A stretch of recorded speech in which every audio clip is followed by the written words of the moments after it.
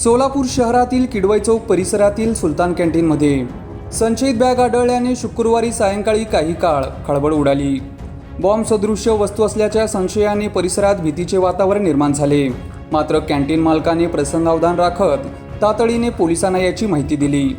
माहिती मिळताच अवघ्या 5 मिनिटात जेलरोड पोलीस ठाण्याचे वरिष्ठ पोलीस निरीक्षक उदयसिंह पाटील, अधिकारी व कर्मचाऱ्यांच्या पथकासह घटनास्थळी दाखल झाले.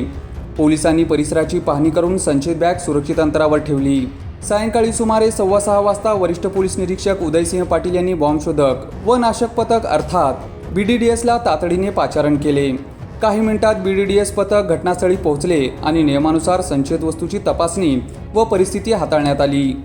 दरम्यान ही संपूर्ण कारवाई मॉकड्रिलचा भाग असल्याचे स्पष्ट झाले. आपत्कालीन परिस्थितीत पोलिसांचा प्रतिसाद किती वेगवान आणि प्रभावी आहे, तसेच विविध विभागांमध्ये समन्वय कितपत आहे याची चाचणी घेण्यासाठी ही मॉकड्रिल आयोजित करण्यात आली होती. या मॉकड्रिलमध्ये वरिष्ठ पोलीस निरीक्षक उदयसिंह पाटील, पोलीस निरीक्षक जयदीप कडेकर, जेलरोड पोलीस ठाण्याचे अधिकारी व कर्मचारी तसेच वाहतूक शाखेचे अधिकारी कर्मचारी मोठ्या संख्येने सहभागी झाले. अवघ्या काही मिनिटात पोलिसांचा फौजफाटा घटनास्थळी दाखल होणे आणि BDDS पथकाने तातडीने परिस्थिती हाताळणे यामुळे सोलापूर पोलिसांची आपत्कालीन परिस्थितीतील सज्जता आणि तत्परता अधोरेखित झाली आहे. सर, उद्या स्वातंत्र्य दिन आहे. नेमकं काय घडलं या चौकामध्ये? बऱ्याच लोकांची गर्दी होती. तुम्ही देखील मॉकड्रिल होतं की नेमकं काय होतं? हॉटेल सुलतान या ठिकाणी एक बेवारस बॅग आढळल्याबाबत मालकाला आणि तिथल्या लोकांच्या लक्षात आलं की मॉकड्रिलच होती. तर आम्ही काय बॅग ठेवण्यासाठी पाठवलेलं होतं. बॅग कोणी ठेवली हे कोणालाही सांगता आलं नव्हतं. म्हणजे नागरिकांनी किती दक्षता घ्यावी याच्यासाठी आम्ही हा एक मॉकड्रिल केलेलं होतं. तर बॅग कोणी ठेवली ही कुणालाही लक्षात आली नाही. त्याच्यानंतर आम्ही BDDSला कॉल दिला. आमची BDDS ही अजून 14 मिनिटांनी मी BDDSला कॉल दिला होता. BDDSनं 6:22 आपली कारवाई सुरू केलेली आहे. दरम्यान ट्रॅफिकचे अधिकारी अंमलदार, पोलीस स्टेशनचे सर्व अधिकारी अंमलदार यांनी तेथील गर्दी ही बाजूला हटवलेली होती आणि सदर एरिया हा पूर्णपणे निर्मनुष्य करण्यात आलेला होता. त्यानंतर BDDSनं 6:22 ते 6:37 सर्व कारवाई पूर्ण केलेली आहे आणि सदर बॅगमध्ये आम्ही ठरवल्याप्रमाणे एक हॅलोजन लॅम्प ठेवण्यात आलेला होता. सर, या मॉकड्रिलचा काय हेतू आहे आणि हे नागरिकांसाठी का गरजेचं आहे?